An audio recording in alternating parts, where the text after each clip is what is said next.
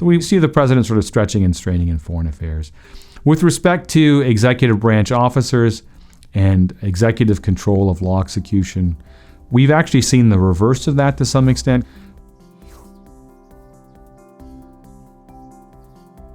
Congress has created many agencies that independently execute the law. I'm talking about the sort of alphabet agencies, the Securities and Exchange Commission, aka the SEC, the Federal Trade Commission, aka the FTC, the Federal Election Commission, the FEC. These entities are meant to be independent of the president, or usually thought to be independent of the president.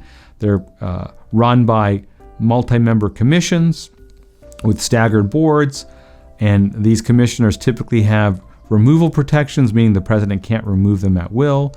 The president usually has to show cause of some sort, inefficiency, neglect of duty, or malfeasance. And this structure, which is multi-member commissions and this for-cause protection, is meant to insulate them from presidential control. And so you essentially you have what I would call executive officers, because that's what these folks are often doing. They're executing statutes passed by Congress that aren't really subordinate to the president. They're basically like a mini president or a mini executive in the form of a council, where Congress has stripped away part of the executive power and vested it in these folks. And they're meant to act independent of the president. And they do for some period of time. Eventually, the president appoints enough people where those commissions sort of more closely reflect the president's preferences. Because if you can appoint people and the people on the commission have limited terms, eventually you will get a commission that more closely reflects your preferences.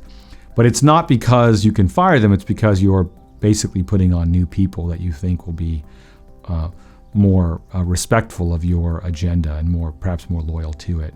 So this is a sort of a significant inroad. The Founding Fathers wanted to have a unitary executive. They wanted to vest executive power in one person rather than the many. They didn't want to have a plural executive of the sort that existed in state constitutions. But now Congress has recreated the plural executive in the form of these commissions and essentially divorced the president from these commissions, at least in part. And that's a significant inroad into executive power, because Congress can essentially balkanize executive authority across any number of areas. You have someone executing the law. They are, at least insofar as they do that, partly executive.